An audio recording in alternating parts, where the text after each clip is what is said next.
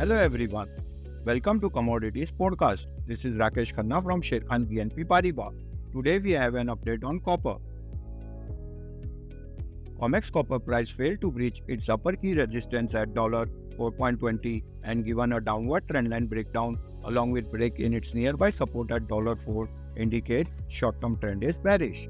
MCX copper price is moving in falling channel and break in its nearby important support at 776 level and close below it signals further weakness in the counter in upcoming trading session.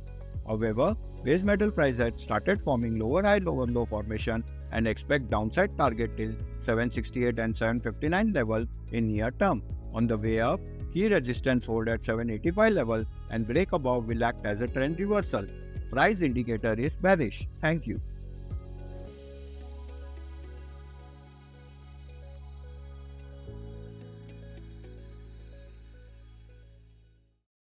Investment in securities market are subject to market risks. Read all the related documents carefully before investing.